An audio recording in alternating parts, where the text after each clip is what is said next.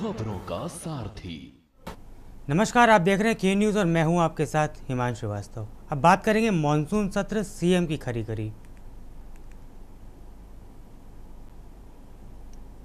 उत्तर प्रदेश विधानसभा के मॉनसून सत्र का आज पहला दिन था। सदन में मुख्यमंत्री योगी आदित्यनाथ ने समाजवादी पार्टी पर करारा प्रहार किया। सदन में बोलते हुए उन्होंने कहा कि सपा और लोकतंत्र एक ही नदी के दो अलग अलग छोर हैं। इन्हें लोकतंत्र पर भरोसा कब से हो गया? लोकतंत्र की बात करना इन्हें शोभा नहीं देता। संभल में उन्होंने क्या किया ये सबको पता है। संभल हो या बहराइच, गोरखपुर, सपा की करतूतों से ये सब वाकिफ है। उन्होंने अपने कार्यकाल में कुछ नहीं किया। अगर एनडीए सरकार विकास करना चाहती हो तो आपको बुरा लग रहा है। हम पूरे प्रदेश के व्यापारियों को साथ लेकर काम कर रहे हैं। मुख्यमंत्री योगी ने आगे कहा कि सपा शासनकाल में व्यापारियों पर गुंडा टैक्स लगाया जाता था, इसी वजह से व्यापारी आपसे नाराज़ रहते हैं और सपा को इसका खामियाजा भी बार बार भुगतना पड़ रहा है। व्यापारियों के विकास के लिए कदम उठाने के बजाय सपा ने उनके रास्ते में रोड़े ही अटकाए हैं। समाजवादी पार्टी से ये उम्मीद नहीं की जा सकती है कि वो सुरक्षा की बात करेगी और अच्छे विकास का समर्थन करेगी। वहीं मानसून सत्र के शुरू होने से ठीक पहले मुख्यमंत्री ने कहा था कि इस मानसून सत्र के दौरान बाढ़, जल भराव जैसे मुद्दों पर चर्चा होगी। स्वास्थ्य, शिक्षा और इन सभी मुद्दों पर सरकार ने पिछले 8 वर्षों में जो भी किया है उस पर भी चर्चा होगी। लोकतंत्र ये नदी के दो अलग अलग छोर हैं। इनका अरे सुनिए ना, तंत्र में कब विश्वास हो गया, कब से लोकतंत्र में लोगों का विश्वास हो गया, इनके मुंह से ये शब्द शोभा नहीं देते हैं। स्वाभाविक रूप से संभल में जो नंग तांडव इन्होंने समाजवादी पार्टी सरकार के समय किया था, आज जब वहां पर उसका शुद्धिकरण का अभियान चल रहा है तो अगर आपको हवन डालना है तब तो ठीक बात है, लेकिन अनावश्यक रूप से हर एक जगह न्यूसेंस क्रिएट करना, अपनी नकारात्मकता से उस क्षेत्र के विकास को अवरुद्ध करना, संभल हो, बहराइच हो या गोरखपुर, ये समाजवादी पार्टी हर जगह यही करती है। गोरखपुर के विरासत गलियारे के बारे में पांडे जी आप इतने वरिष्ठ हैं,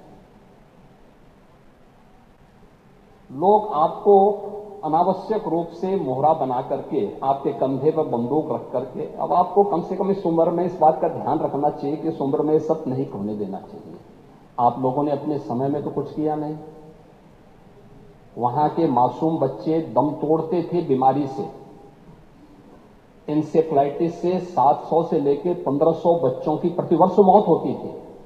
आपकी विधानसभा के भी और सिद्धार्थनगर जनपद के भी सैकड़ों बच्चे मरते थे।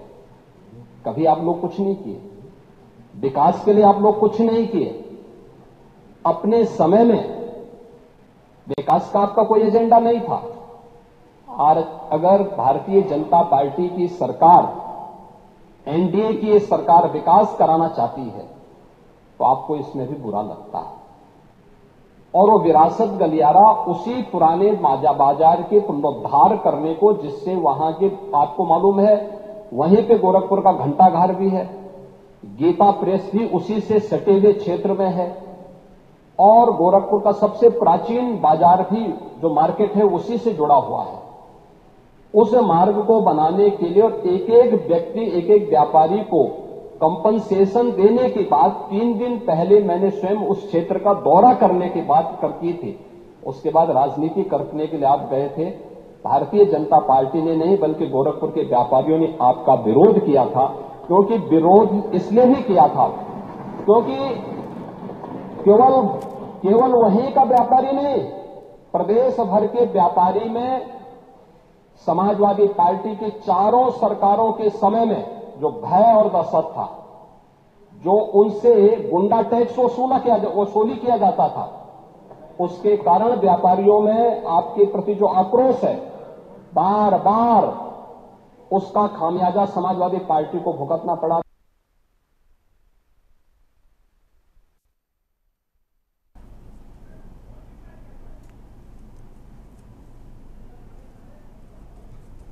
आपको बता दें, मानसून सत्र में सीएम ने विपक्ष को खरी खरी सुनाई है। योगी के निशान पर खास तौर से अखिलेश यादव आए हैं।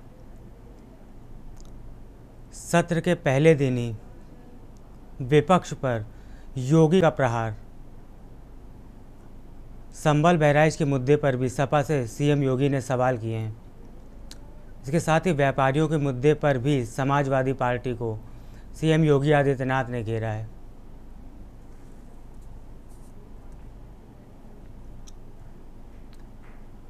आपको बताते चले सीएम योगी के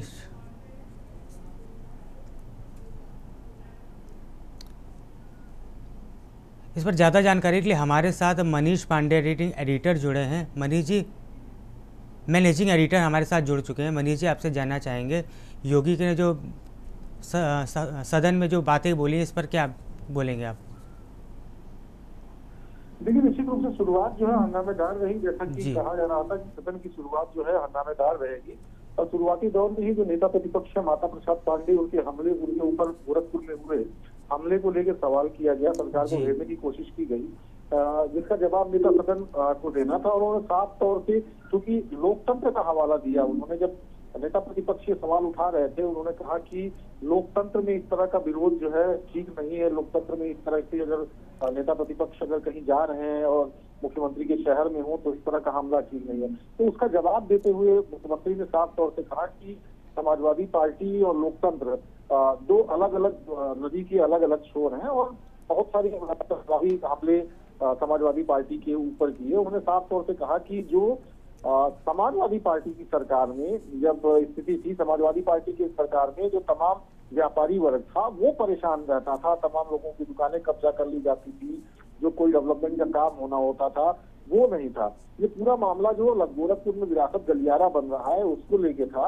और उन्होंने साफ तौर से कहा कि नेता प्रतिपक्ष की कातिले पे के सामने जिन लोगों ने भी प्रदर्शन किया या जिन लोगों ने हमला करने की कोशिश की, वो कोई भारतीय जनता पार्टी के कार्यकर्ता नहीं थे, वो वहां के स्थानीय व्यापारी थे, जिनको ये लग रहा था कि कहीं यहाँ पहुंचने पर, मतलब नेता प्रतिपक्ष अगर यहाँ आए हैं तो यहाँ उनके आने के बाद कहीं जो डेवलपमेंट का काम चल रहा है, जो सड़कों को चौड़ा किया जा रहा है, वो रुक ना जाए। और इसे इन्होंने एक राजनीति से जोड़कर बताया कि एक राजनीति करने की कोशिश की गई उस विरासत गलियारे को बनाए जाने के दौरान, और ऐसा काम उन्हें ही नहीं करना चाहिए। और उन्होंने नेता प्रतिपक्ष को कहा कि ऐसी जगह पर जो है उन्हें जाना भी नहीं चाहिए था। फिलहाल बड़ा तीखा हमला रहा नेता प्रतिपक्ष का भी, और नेता सदन ने जिस तरीके से तीखा प्रहार उन्होंने किया था, ठीक उसी तरह उन्होंने उनको जवाब भी दिया। मनीष जी, आपसे जानना चाहेंगे विपक्ष के इस पर क्या प्रतिक्रिया रही? जी, विपक्ष की प्रतिक्रिया जाहिर तौर पर जो है वो अपने सवालों के जवाब चाहता था, और नेता सदन ने उसका जवाब दिया और बखूबी जवाब दिया। उसके बाद जो है विधानसभा की कार्यवाही आगे बढ़ गई। तो क्योंकि सबसे पहला सवाल था, इसी मामले को लेके हंगामे के आसार थे, लेकिन नेता सदन ने उसका बहुत ही खूबसूरती के साथ जवाब दिया, और काफी हद तक जो है उसके बाद जो है विपक्ष के जो तमाम जो नेता थे, जो ये सोच रहे थे कि इसके बाद और हमले किए जाएंगे, इस मामले को और आगे बढ़ाया जाएगा, तो नेता सदन के जवाब जो मुख्यमंत्री योगी आदित्यनाथ ने बतौर नेता सदन जवाब दिया, तो उसके बाद इस मुद्दे को छोड़ के सदन की कार्यवाही आगे बढ़ गई। शुक्रिया मनीष, बहुत बहुत शुक्रिया जानकारी देने के लिए।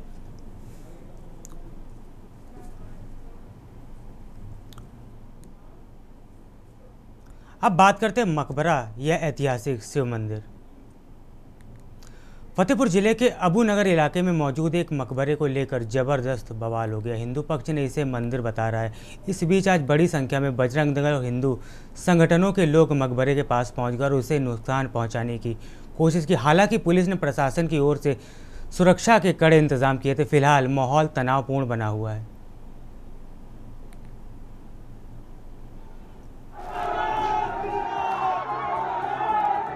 नवाब अब्दुल समद का मकबरा या ऐतिहासिक शिव मंदिर, यूपी के फतेहपुर में इसको लेकर विवाद बढ़ गया है।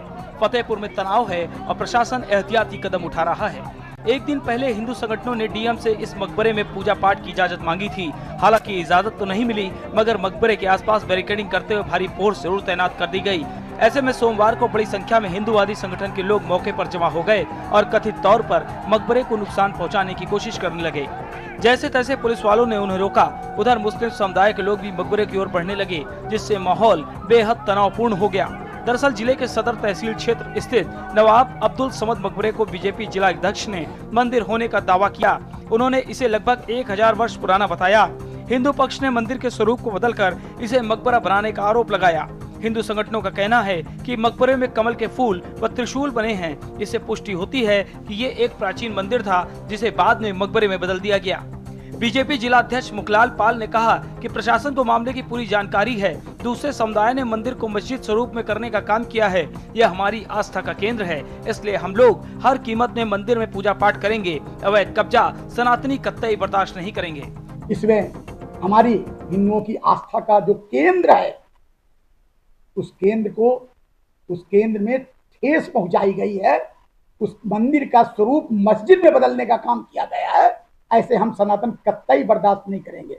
अगर यहाँ कहीं कुछ होता है तो इसकी पूरी जिम्मेवारी प्रशासन की होगी। वार्ता हुई, आपकी वार्ता में क्या? वार्ता हुई, उन्होंने स्वीकार कर लिया कि हाँ वो मंदिर है, लेकिन उनका यह कहना है कि मंदिर तो है लेकिन हम इसको आपको आरती करने का मौका नहीं देंगे। अब बिल्कुल देंगे, क्यों नहीं देना पड़ेगा? जब आप स्वीकार कर रहे हो कि वो मंदिर है, वहाँ कमल के फूल बने हुए हैं, वहाँ त्रिशूल बने हुए हैं, आप हमको पूजा अर्चना से रोकोगे? नदी से आप पूछोगे कि आप अपनी जमीन की रजिस्ट्री दिखाओ कि हम आपको बह के कहाँ से जाना है? हम कतई बर्दाश्त नहीं करेंगे किसी भी कीमत पर। वहीं दूसरे पक्ष राष्ट्रीय उलेमा काउंसिल के राष्ट्रीय सचिव नवाब अब्दुल समद ने कहा कि फतेहपुर की घटना बहुत निंदनीय है। सैकड़ों साल पुराना मकबरा हमारा है। सरकारी दस्तावेज में 753 नंबर खतौनी में ये जमीन दर्ज है, लेकिन मठ संघर्ष समिति और कुछ संगठनों ने अब उसकी खुदाई का ऐलान कर दिया है। उससे ठाकुर जी का मंदिर कहकर तमाशा कर शहर का माहौल खराब किया जा रहा है। फतेहपुर की घटना बहुत निंदनीय है। सदियों पुराना, सैकड़ों साल पुराना हमारा मकबरा है, अब्दुल समद मकबरा, जो सरकारी दस्तावेज में भी 753 नंबर खतौनी में दर्ज है मकबरा। लेकिन मठ संघर्ष समिति और कुछ धर्म के नाम पे ठेकेदार जैसे संगठनों ने अब उसकी भी खुदाई और उस पर भी ठाकुर जी का मंदिर जो कह के तमाशा किया जा रहा है, फतेहपुर का माहौल ख़राब किया जा रहा है। मेरी प्रशासन से ये अपील है और सरकार से भी क्या अब हर मस्जिद, हर मकबरे के नीचे मंदिर ढूंढी जाएगी? क्या अब ये कह दिया जाए ये लोकतंत्र नहीं है, राजतंत्र आ गया है कि जो जहाँ कह देगा जो चीज़ मानी जाएगी? सदियों पुराना मकबरा है, कब्रें उसमें मौजूद हैं, सरकारी दस्तावेज में दर्ज है, उसके बाद भी कल का जो प्रोग्राम किया जा रहा है ये अति निंदनीय है। प्रशासन से मेरा निवेदन है कि इसको तुरंत रोका जाए, नहीं तो राष्ट्रीय उलमा काउंसिल इसको लेकर आंदोलन करेगी। इस तरीके से अराजकता जिस तरीके से फैलाई जा रही है, सिर्फ एक पक्ष जाके ज्ञापन दे रहा है जिलाधिकारी महोदय के यहाँ, और कल 11 तारीख को उन्होंने कार्यक्रम का प्रोग्राम बनाया हुआ। राष्ट्रीय उलमा काउंसिल प्रशासन से मांग करती है कि इस कार्रवाई को रोका जाए, अन्यथा राष्ट्रीय उलमा काउंसिल आंदोलन करने के लिए बाध्य होगी। वहीं नगर पालिका परिषद के जेई अविनाश पांडे ने बीते दिन कहा था कि जिला अधिकारी के आदेश पर हम लोग यहाँ बैरिकेडिंग कर रहे हैं। फोर्स द्वारा परिसर को सुरक्षित किया गया। वहीं भारी संख्या में हिंदू संगठन के लोग पहुँचे, जिससे तोड़फोड़ के साथ बवाल बढ़ गया।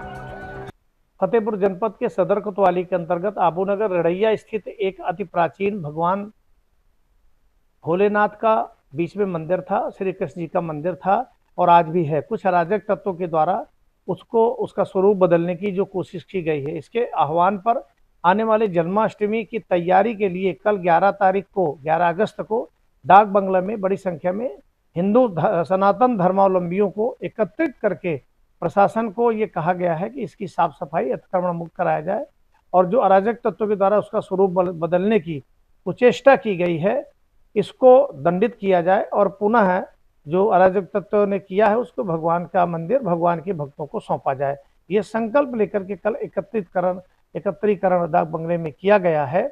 इसी उद्देश्य को लेकर के हम सब लोगों ने कि हमारे मंदिर हमें पुनः वापस चाहिए। जो लोगों ने इसको अधिग्रहित करने का दुस्साहस किया है, हम उसका प्रतिकार करेंगे, उसका विरोध करेंगे। डीएम रविंद्र सिंह और एसपी अनूप कुमार कानून व्यवस्था की समीक्षा कर हालात पर नजर बनाए हुए हैं। हालात को देखते हुए जिले में दंगा नियंत्रण स्कीम लागू की गई है। डीजीपी मुख्यालय लगातार पूरे मामले पर नजर रखे है। बांदा से 1 एएसपी, 1 डीएसपी, 6 इंस्पेक्टर, 5 थानों की फोर्स फतेहपुर पहुंच चुकी है। पहले से भी मौके पर कई थानों की फोर्स जमा है। देखना है कि प्रशासन इस तनावपूर्ण माहौल से कैसे निपटता है। स्पेशल डेस्क के न्यूज इंडिया।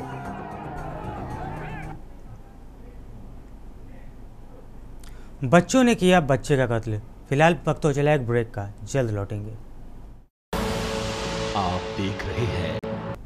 ब्रेक के बाद आपका स्वागत है। अब बात करेंगे बच्चों ने किया बच्चे का कत्ल। खबर अलीगढ़ से है, जहां स्कूल से घर लौट रहे 5वीं के छात्र रास्ते में गांव के हम उम्र बच्चों के साथ खेलते समय झगड़ा हो गया, जिन्होंने उसको पीट दिया। घायल छात्र को अस्पताल में दाखिल कराया, जहां रविवार दोपहर उसकी मौत हो गई। पुलिस ने छात्र के शव को लेकर पोस्टमार्टम कराया। साथ ही एक बालक और दूसरे बालक के पिता को भी हिरासत में लिया है। घटना शुक्रवार 8 अगस्त को दोपहर गांव बढ़ारी खुर्द की है। गांव के दिवाकर सिंह ने बताया कि उनका 11 वर्षीय बेटा ध्रुव गांव के बाहर एक स्कूल में 5वीं का छात्र था। 8 अगस्त को स्कूल की छुट्टी के बाद वापस आते समय वह गांव के ही 2 बच्चों के साथ खेलने लगा। आरोप है कि इस दौरान दोनों बच्चों ने ध्रुव से झगड़ा कर दिया, उसके सीने पर घूंसों से हमला कर दिया। उसके बाद उसकी हालत बिगड़ गई और उसने घर आकर बताया कि उसे छर्रा ले गया, जहां रविवार को दोपहर 12 बजे उसकी उपचार के दौरान मौत हो गई।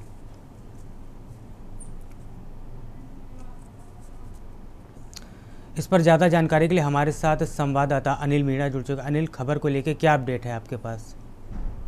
जी देखिए, बिल्कुल हिमांशु, मैं आपको बता दूं, जनपद अलीगढ़ के गंगरी थाना क्षेत्र के गांव का मामला है, जहां की अगर बात करें स्कूल से लौट रहे 5वीं के छात्र को लोग घर लौटते समय बच्चों ने उसके साथ पिटाई कर दी। और पिटाई करने की अगर बात करें तो 11 साल का जो है गाँव के बाहर बने स्कूल में 5वीं का छात्र था, जिसको घर लौट रहा था और लौटने के साथ जिस तरह से बच्चों के साथ उसने मारपीट करी है। तो मारपीट में की अगर बात करें तो मारपीट में उसको अस्पताल में ले जाया गया और अस्पताल ले जाने के बाद उसकी मौत हो गई। हालांकि जो परिजनों की तहरीर था, पुलिस ने आरोपी बालक को और उसके पिता को पुलिस ने गिरफ्तार कर लिया। हालांकि पुलिस का जो कहना है कि बच्चों में विवाद हुआ था, विवाद को लेकर बात की जाए तो मारपीट में और जो 5वीं का जो छात्र था उससे गंभीर चोट आई है, 11 वर्षीय छात्र का, और जिसके इलाज के दौरान मौत हो गई। हालांकि पुलिस ने सभी परिजनों की तहरीर के आधार पर मुकदमा पंजीकृत जो आरोपी जो बालक है और उसके पिता को गिरफ्तार कर लिया है।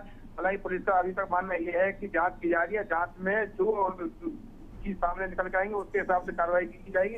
लेकिन फिलहाल की अगर बात करें तो इस घटना से कहीं ना कहीं जो क्षेत्र में है वो कहीं ना कहीं मायूसी छाई हुई है, क्योंकि जो बच्चों की जो लगातार देखा जाए छोटी छोटी बातों पर झगड़ा होना और बच्चों की जो मानसिकता खराब होना, वो भी कहीं ना कहीं चिंता का विषय है कि जो पढ़ने वाले बच्चे हैं उनमें इस तरह की शरारत होना की है कि 11 छोटी सी बात के पीछे बच्चों में विवाद हुआ, विवाद में एक बच्चे की जान चली गई। ऐसी घटनाओं को अगर कहीं ना कहीं देखा जाए तो क्षेत्र में ये बच्चों पर गलत प्रभाव पड़ रहा, तो उसी को लेकर अगर बात की जाए तो पुलिस ने भी अब पुलिस का मानना यह है कि आरोपी बालक को गिरफ्तार कर और उसके पिता को गिरफ्तार कर लिया गया है। हालांकि जांच की जा रही है, जांच के बाद पुलिस का कहना है कि जांच के बाद और जिस तरह के मामले शामिल करें उसके साथ कार्रवाई की जाएगी। और पुलिस ने अब जो वहाँ के जो लोग हैं उनसे भी अपील की है कि जो बच्चे हैं उनको समझाएं और समझाने के बाद साथ साथ बच्चों पर ध्यान रखें, जिस तरह की आने वाले समय में इस तरह की घटना ना हो सके। हिमांशु जी, बहुत बहुत शुक्रिया आपका जानकारी देने के लिए। अलीगढ़ से आपको एक बेहद ही संवेदनशील घटना आपको बता रहे हैं, जहां बच्चों ने किया बच्चों का कत्ल।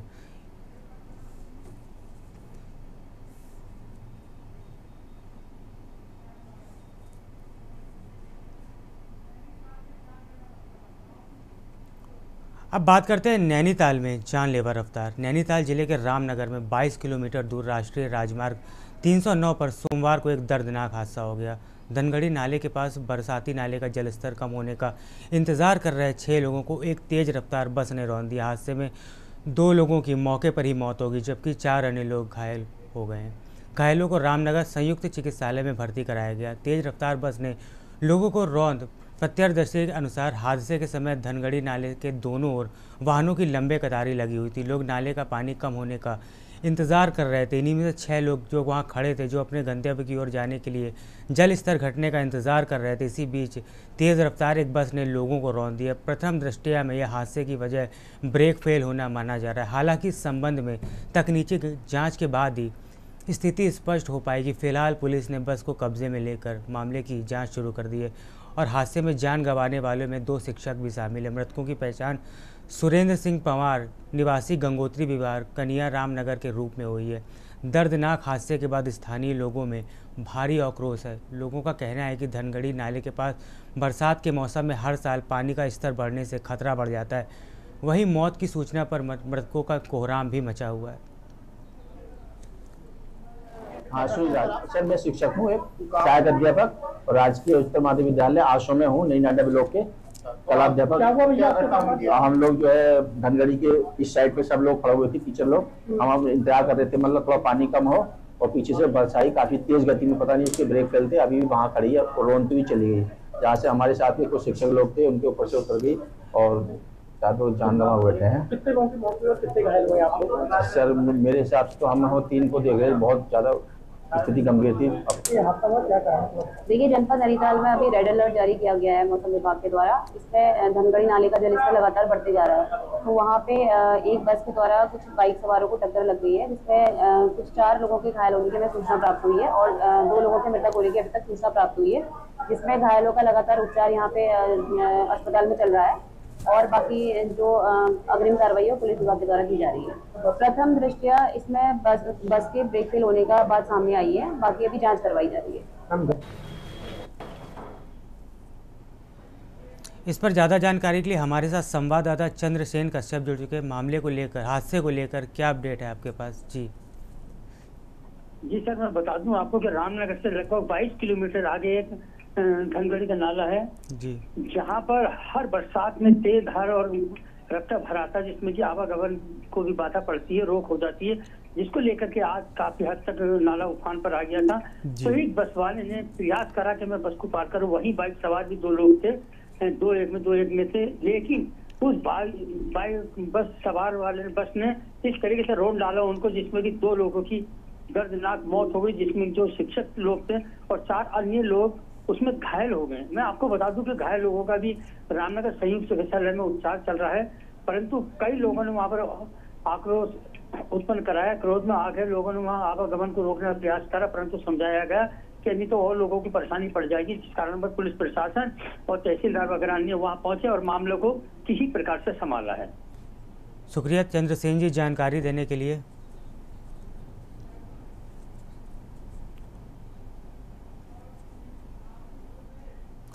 कजली का मेला कब होगा राजकीय? उत्तर भारत के मशहूर कजली मेले में लाखों की भीड़ बीच विशाल शोभा यात्रा निकाली जाती है, जिसमें हाथी, ऊंट और नाचते हुए घोड़ों के साथ सैकड़ों भावपूर्ण झांकियों ने वीर योद्धा गुरु चाचा ताला, सैयद व आला उदल के शौर्य पराक्रम की यादें ताज़ा कर दी। वीरों की धरती पर बहादुरी का यह पर्व कजली का मेला। हालांकि इस बार कजली मेले पर नगर पालिका सभासदों ने विरोध जताकर आरोप लगाया कि शोभा यात्रा को फीका कर दिया गया, जिसकी वजह से मेले में आने वाले लोगों में मायूसी है।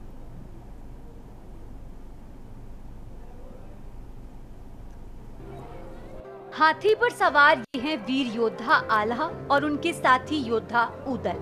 घोड़ों पर बैठकर तलवार भांजते हुए ये योद्धा जब सड़कों पर निकले तो दर्शक लगभग 1000 वर्ष पीछे चंदेल राज के समय के इन वीर योद्धाओं को नमन कर भाव विभोर हो उठे। हर साल की भांति इस साल की भादो मास के पहले दिन उत्तर प्रदेश के महोबा जिले में कजली मेले की 844वीं वर्षगांठ मनाई गई। 1182 ईस्वी में दिल्ली के शासक पृथ्वीराज चौहान ने महोबा के चंदेल शासक के सेनापतियों वीर योद्धा आला उदल ने अपने शौर्य एवं पराक्रम से पृथ्वीराज चौहान के छक्के छुड़ा दिए थे। ये युद्ध सावन की पूर्णिमा के दिन कीरत सागर के किनारे हुआ था। इसलिए जब पूरे देश में रक्षा बंधन पूर्णमासी को मनाया जाता है, वहीं महोबा यानी बुंदेलखंड में एक दिन बाद रक्षाबंधन मनाकर कजली मेला मनाया जाता है। हालांकि कुछ वर्ष इसे राजकीय मेले का दर्जा मिलना था, लेकिन अभी तक नहीं मिल सका। जनप्रतिनिधियों का कहना है कि इसे राजकीय मेला का दर्जा शीघ्र मिलने की उम्मीद है। उत्तर भारत का सुप्रसिद्ध ऐतिहासिक कजली मेला है, जो 844वां यह उत्सव मनाया जा रहा है। पूरे क्षेत्र में आसपास के लोग बड़ी उत्सुकता रहती है। आज उसी कार्यक्रम में हम सभी लोग सहभागी बने हैं और निश्चित तौर से जो है ऐतिहासिक कार्यक्रम है, इसमें सभी लोग बड़े हर्षोल्लास के साथ में सभी जाति सभी धर्म के लोग आपस में मिलकर इस कार्यक्रम को मनाते हैं। आपने बताया कि राजकीय मेला के संबंध में माननीय मुख्यमंत्री जी को अवगत भी कराया और विधान परिषद और विधानसभा में हम सभी लोगों ने मांग भी उठाई है। जब कहीं कोई कार्य होता है थोड़ा समय लगता है, कुछ औपचारिकताएं होती हैं। हमें विश्वास है कि भविष्य में बहुत जल्द राजकीय दर्जा प्राप्त होगा। देखिए, सबसे पहले तो हम अपनी ये महोबा की जो शान है कजली मेला, जिसको कि हम लोग एक त्योहार के अलावा एक विजय दिवस के रूप में मनाते हैं, उसकी 844वीं वर्षगांठ है ये। और हमेशा लगातार पिछले कार्यकालों से, पिछले सालों से ये लगातार इसी तरह धूमधाम से मनाई जाती रही है। इस मौके पर मैं अपने पूरे जनपद वासियों को बहुत बहुत शुभकामनाएं और बधाई देता हूँ और इच्छा रखता हूँ और ईश्वर से प्रार्थना करता हूँ कि हमारा महोबा जैसे कि इतिहास में हमेशा वीरों के लिए याद किया गया, ऐसा आगे भी इस तरह महोबा वीरों के लिए याद किया जाए। यही मेरी शुभकामना है, यही मेरा संदेश है। इस ऐतिहासिक कजली मेले का लोगों को साल भर तक इंतजार रहता है। इस इलाके के लोग कजली मेले को धार्मिक दृष्टि से मनाने लगे और बहादुरी के इस ऐतिहासिक मेले का साक्षी बनने के लिए लाखों की तादाद में लोग जमा होते हैं। हाथी, ऊंटों और नाचते हुए घोड़ों के साथ चंदेल शासकों की पट रानियों, गुरु गोरखनाथ की आकर्षक झांकियों के साथ साथ घोड़े पर सवार ऊदल राजकुमारी मलहना के डोले की रक्षा करते हुए झांसी के बुंदेली धरा के शौर्य एवं आध्यात्मिक महत्व को पेश किया गया। महोबा के हवेली दरवाजा से शुरू हुई ये विशाल शोभा यात्रा पूरे नगर का भ्रमण कर शाम को युद्ध स्थल कीरत सागर में जाकर समाप्त हुई।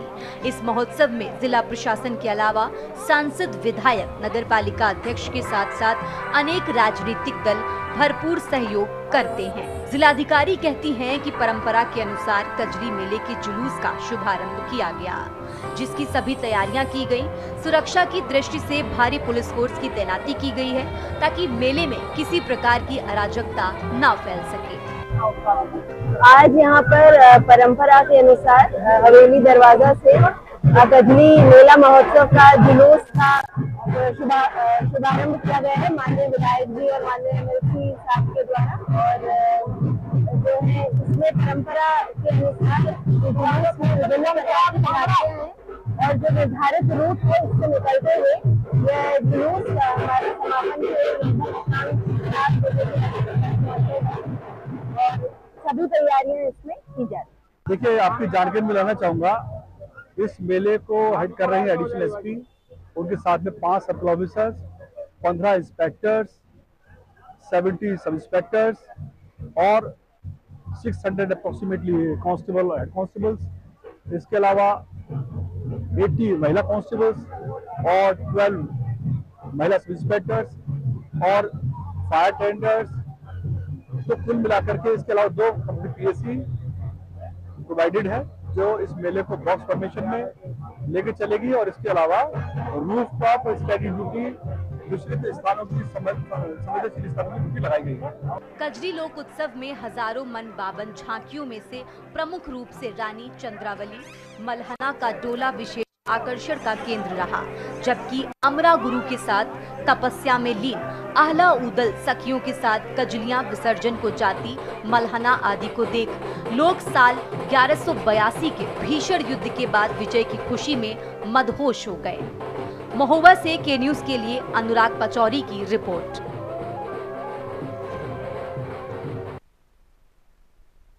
फिलहाल इतना ही। आप बने रहिए के न्यूज इंडिया के साथ। नमस्कार। आप देख रहे हैं के न्यूज, खबरों का सारथी।